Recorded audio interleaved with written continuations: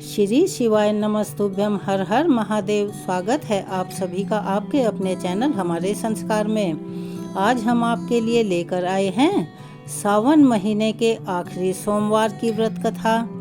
जो भी भक्तजन पूरे सोमवार व्रत ना रख पाए हों, आज के सोमवार का व्रत रखने के बाद अगर प्रदोष काल में देवों के देव महादेव की पूजा अर्चना करते हैं तो उन्हें सभी सोमवारों का फल मिल जाता है, अगर वो किसी कारणवश उन सोमवार को व्रत ना रख पाए हों। इसीलिए आज का सोमवार अति महत्वपूर्ण है। जैसा कि सभी जानते हैं, आज 4 अगस्त है और आज सावन मास का चौथा और अंतिम सोमवार है।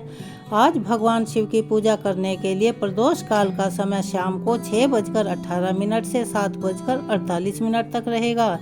प्रदोष काल में की गई पूजा भगवान शिव के द्वारा शीघ्र ही स्वीकार की जाती है, क्योंकि इस समय वे अति प्रसन्न रहते हैं। लेकिन अगर आप किसी कारणवश इस समय में ना कर पाएं तो इससे थोड़ा आगे पीछे भी कर सकते हैं, ऐसा कोई बंदिश नहीं है।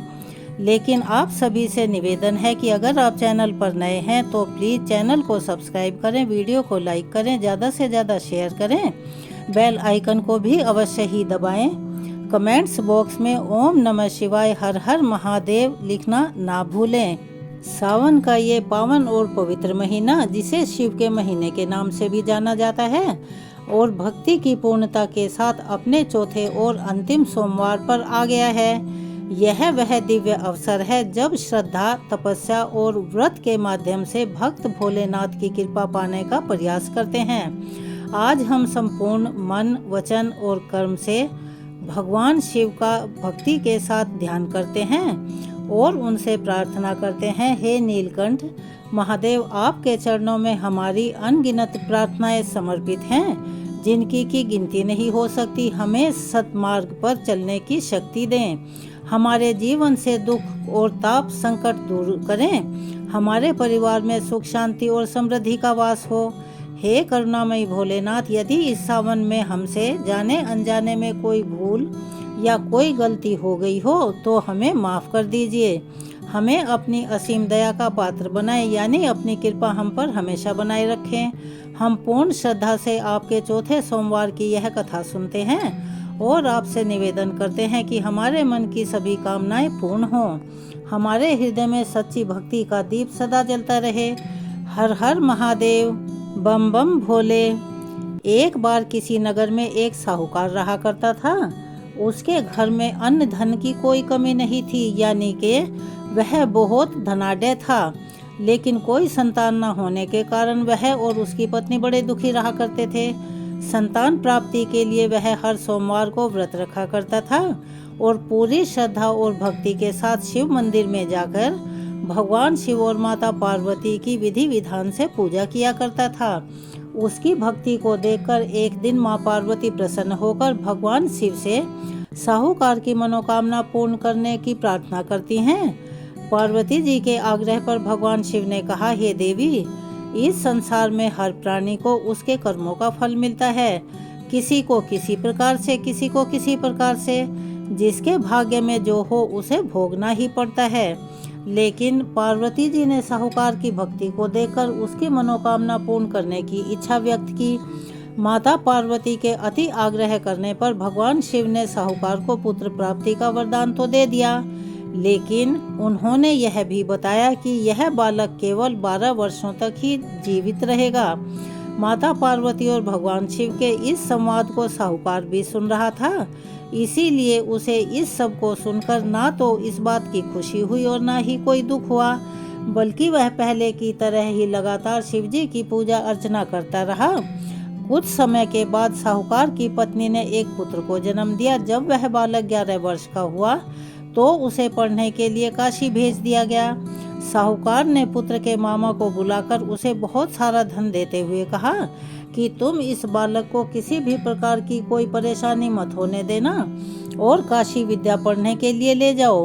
तुम लोग रास्ते में जहाँ भी रुको वहाँ यज्ञ करवाते हुए जाना और यज्ञ करवाने के बाद ब्राह्मणों को भोजन और दक्षिणा अवश्य ही देना। दोनों मामा भांजे इसी तरह यज्ञ कराते हुए ब्राह्मणों को दान दक्षिणा देते हुए काशी नगरी के लिए चल पड़े। इस दौरान रात में एक नगर पड़ा जहाँ नगर के राजा की कन्या का विवाह था, लेकिन जिस राजकुमार से उसका विवाह होने वाला था वो एक आंख से काना था। राजकुमार के पिता ने अपने पुत्र के काना होने की बात को छुपाने के लिए सोचा, क्यों न उस साहूकार के पुत्र को दूल्हा बनाकर राजकुमारी से विवाह करवा दूं और विवाह के बाद इसको धन देकर विदा कर दूंगा और राजकुमारी को अपने नगर ले आऊंगा। तुरंत ही दूल्हे का पिता उसके मामा के पास गया और उससे बात की। उसके मामा ने कहा कि जो भी इस विवाह में रुपया पैसा या धन मिलेगा तुम्हें वह मुझे देना होगा, तभी मैं अपने भांजे को दूल्हा बनाऊंगा। उस राजकुमार के पिता ने वह बात मान ली और लड़के को दूल्हे के वस्त्र पहनाकर राजकुमारी से विवाह करवा दिया।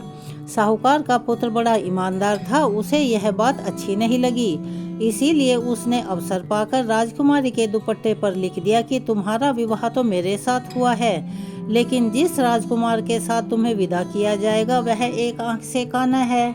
मैं तो काशी विद्या पढ़ने जा रहा हूँ। अब राजकुमारी ने चुन्नी पर लिखी बातें पढ़ी और उसने अपने माता पिता को यह सारी बातें बताई। राजा ने अपनी पुत्री को विदा करने से मना कर दिया और बारात जैसे आई थी वैसे ही वापस लौट गई। दूसरी ओर साहूकार का वह पुत्र और उसका मामा काशी पहुँचे। वहाँ जाकर उन्होंने यज्ञ किया। जिस दिन साहूकार का पुत्र 12 वर्ष का हुआ उस दिन भी यज्ञ का आयोजन किया हुआ था। लड़के ने अपने मामा से कहा कि मामा, मेरी तबीयत कुछ ठीक नहीं लग रही है। तब मामा ने बड़े प्यार से कहा कि बेटा कोई बात नहीं, तुम अंदर जाओ और आराम कर लो। भगवान शिव के वरदान के अनुसार कुछ ही देर में उस बालक के प्राण पखेरु उड़ गए। मृत भांजे को देखकर उसके मामा ने विलाप करना शुरू कर दिया, अर्थात रोना शुरू कर दिया। संयोगवश उसी समय भगवान शिव और माता पार्वती उधर से गुजर रहे थे। पार्वती जी ने भोलेनाथ से कहा, स्वामी, मुझे इसके रोने का स्वर सहन नहीं हो रहा है और अच्छा भी नहीं लग रहा है।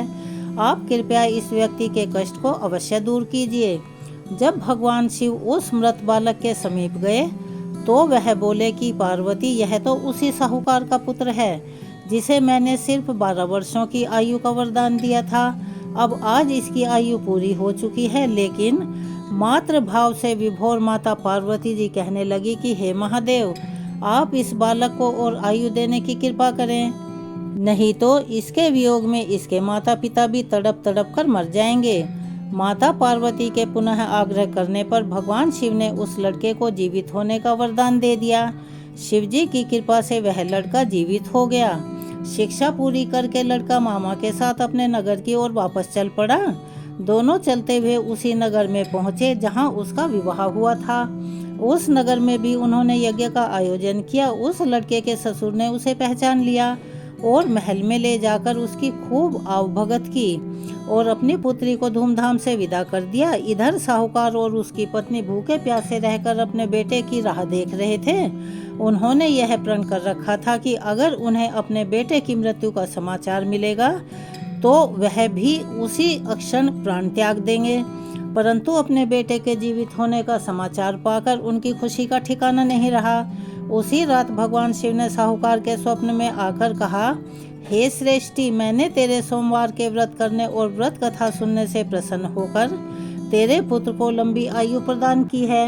इसी प्रकार जो कोई भी भक्त सोमवार का व्रत करता है, कथा को सुनता है या पढ़ता है या दूसरों को सुनाता है या मात्र हुंकारे भरता है, उसके सभी प्रकार के दुख दूर हो जाते हैं और सभी मनोकामनाएं पूर्ण होती हैं। चलिए एक बार मेरे साथ प्यार से बोलिए, हर हर महादेव, बम बम भोले। इसी प्रकार सावन के चौथे और अंतिम सोमवार की यह पवित्र कथा यहाँ संपन्न होती है। भोलेनाथ की महिमा अनंत है जिसका कोई भी अंत नहीं है।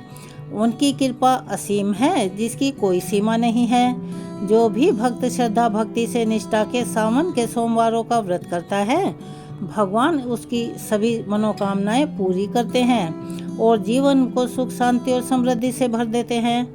हे शिव शंकर, जैसे आपने अपने भक्तों की हर पुकार सुनी, वैसे ही हमारी प्रार्थनाएं भी सुनकर अपने दिव्य आशीर्वाद का प्रसाद हमें और हमारे सभी अपनों को दें। हमारे जीवन से अज्ञान, दुख और कलेश दूर करें। हमारे घरों में प्रेम, विश्वास और मंगल का वास हो। इस पावन अवसर पर हम हृदय से आपकी शरण में समर्पित हैं और यह प्रार्थना करते हैं कि आपकी भक्ति की यह लो हमारे भीतर सदा ही प्रज्वलित रहे। हर हर महादेव। आज की अपनी इस वीडियो में हम शिव चालीसा का पाठ और आरती भी सुनाएंगे। आप भी हमारे साथ साथ सुनिएगा भी और करिएगा भी। लेकिन उससे पहले भगवान भोलेनाथ की महिमा की एक और बहुत प्राचीन और दिव्य कथा हम आपको सुनाने जा रहे हैं। एक बार भगवान शिव कैलाश पर्वत पर वेदों का रहस्य देवी पार्वती जी को समझा रहे थे। पार्वती जी बड़े ध्यान से सुन रही थी, किंतु बीच बीच में वह ऊँघने लगती थी, यानी उनको झपकी लग जाती थी। जब बहुत प्रयास करने पर भी देवी पार्वती अपने मन को एकाग्र नहीं रख सकी, तब भगवान शिव थोड़े से क्रोध में आकर बोले, देवी यह क्या हो रहा है?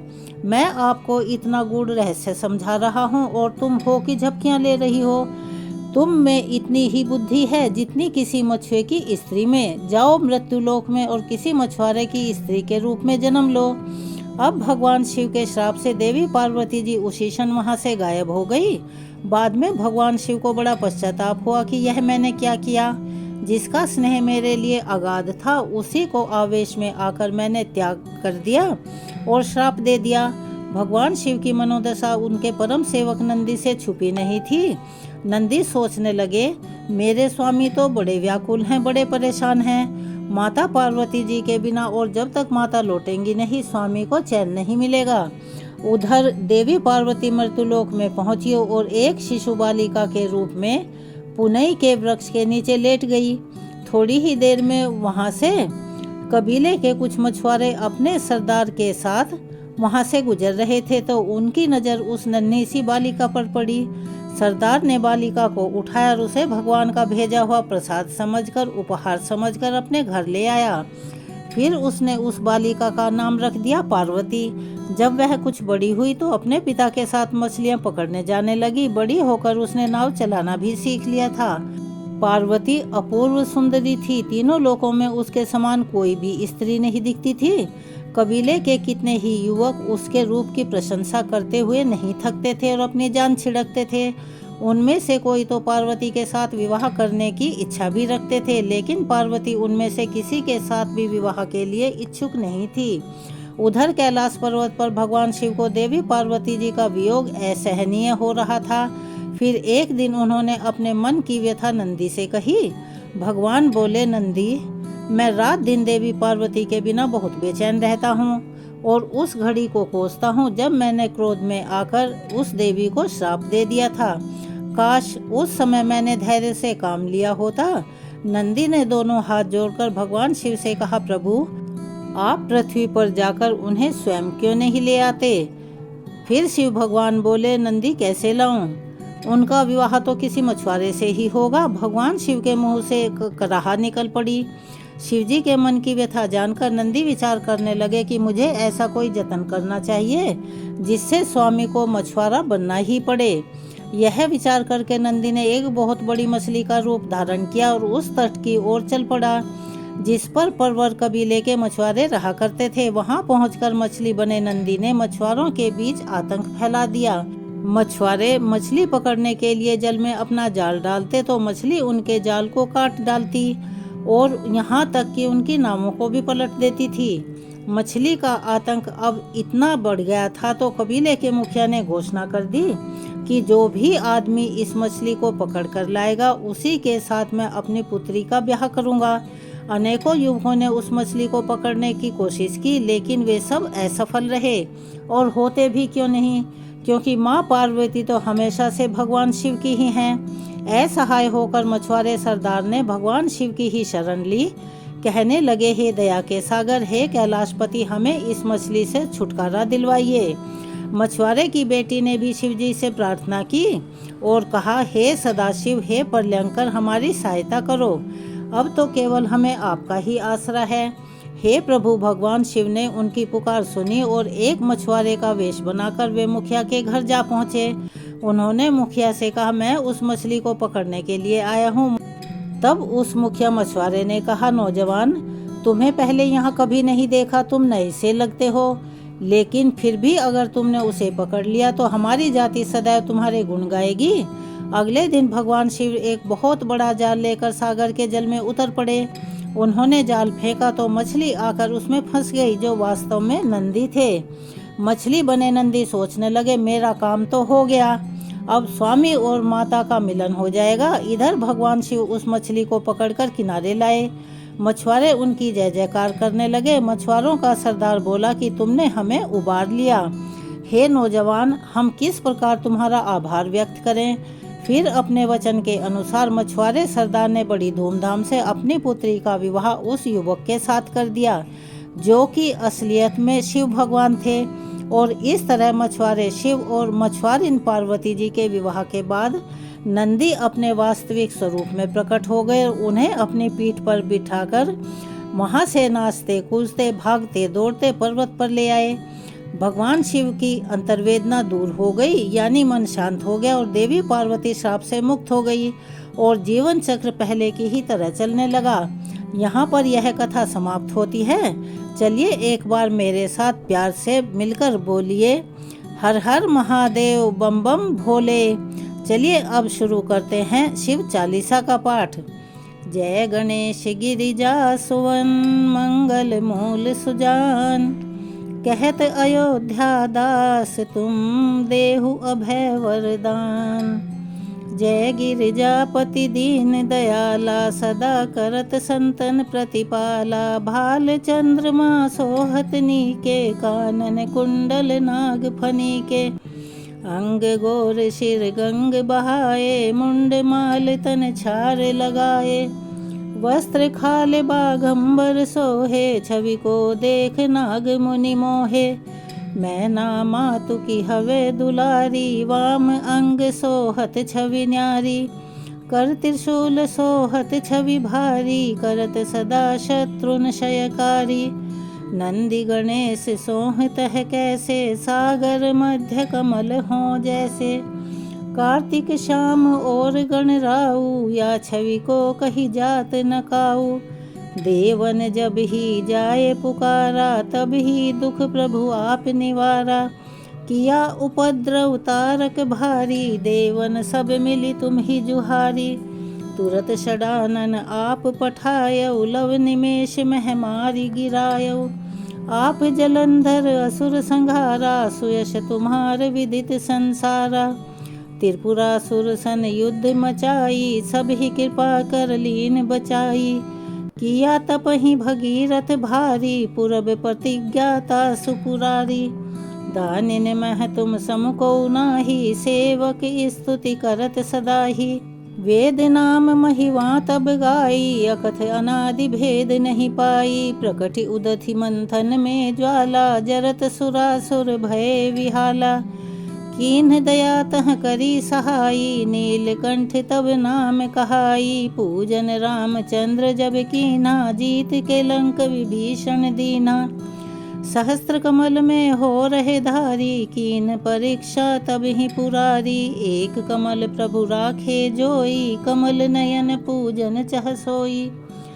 कठिन भक्ति देखी प्रभु शंकर, भये प्रसन्न दिए इच्छित वर। जय जय जय अनंत अविनाशी, करत कृपा सबके घटवासी।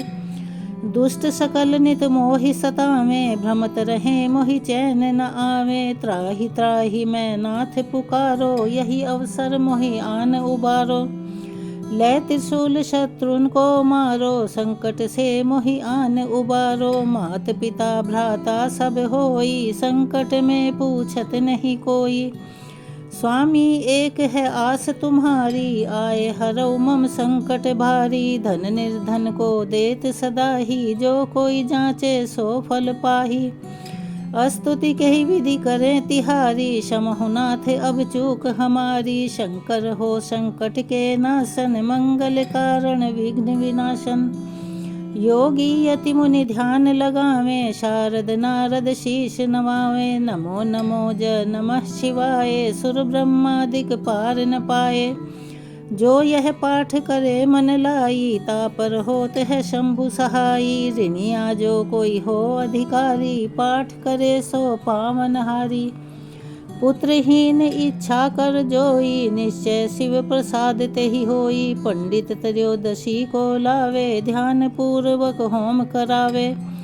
त्रयोदशी व्रत करे हमेशा, तन नहीं ताके रहे कलेशा। धूप दीप नवैध चढ़ावे, शंकर सन्मुख पाठ सुनावे। जन्म जन्म के पाप नसावे, अंत धाम शिवपुर में पावे। कहे अयोध्या दास आस तुम्हारी, जानि सकल दुख हरहु हमारी। नित्य नेम कर प्रातः ही, पाठ करो 40। तुम मेरी मनोकामना, पूर्ण करो जगदीश। मंगसर छठी हेमंत ऋतु, संवत 64 जान। स्तुति 40 शिव ही पूर्ण कीन कल्याण। चलिए अब हम सब मिलकर करते हैं भगवान भोलेनाथ की आरती। ओम जय शिव ओंकारा, स्वामी हर शिव ओंकारा। ब्रह्मा विष्णु सदा शिव, ब्रह्मा विष्णु सदा शिव। अर्धांगी धारा, ओम जय शिव ओंकारा। एकानन चतुरानन, पंचानन राजे। भोले पंचानन राजे। हंसासन गरुड़ासन, हंसासन गरुड़ासन। वृषवाहन साजे, ओम जय शिव ओंकारा। 2 भुज 4 चतुर्भुज, 10 भुज अति सोहे। भोले 10 भुज अति सोहे। त्रिगुण रूप निरखता, शिव जी का रूप निरखता। त्रिभुवन जन मोहे, ओम जय शिव ओंकारा। अक्षमाला वनमाला, मुंडमाला धारी। भोले मुंडमाला धारी। चंदन मृग मद सोहे, चंदन मृग मद सोहे। भोले शुभकारी, ओम जय शिव ओंकारा। श्वेतांबर पीतांबर, बाघांबर अंगे। भोले बाघांबर अंगे। सनकादिक भूतादिक, सनकादिक भूतादिक। प्रेतादिक संगे, ओम जय शिव ओंकारा। कर के बीच कमंडल, चक्र त्रिशूल धरता। भोले चक्र त्रिशूल धरता। सुख करता दुख हरता, सुख करता दुख हरता। जग पालन करता, ओम जय शिव ओंकारा। ब्रह्मा विष्णु सदा शिव, जानत अविवेका। भोले जानत अविवेका। प्रणवाक्षर के मध्य, प्रणवाक्षर के मध्य। ये तीनों एका, ओम जय शिव ओंकारा। त्रिगुण स्वामी जी की आरती, जो कोई नर गावे।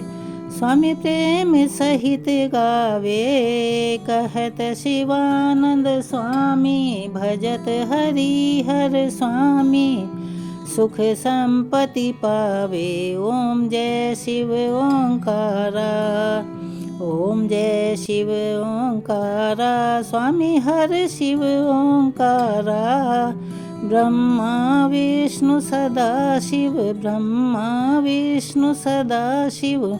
अर्धांगी धारा, ओम जय शिव ओंकारा।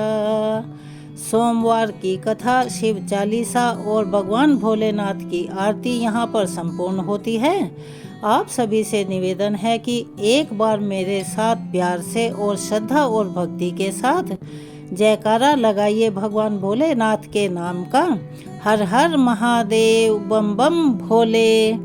जो चैनल पर नए हैं उनसे गुजारिश है कि वो चैनल को सब्सक्राइब करें, वीडियो को लाइक करें, ज़्यादा से ज़्यादा शेयर करें, बेल आइकन को भी अवश्य ही दबाएं। कमेंट्स बॉक्स में ओम नमः शिवाय, हर हर महादेव, बम बम भोले अवश्य ही लिखें।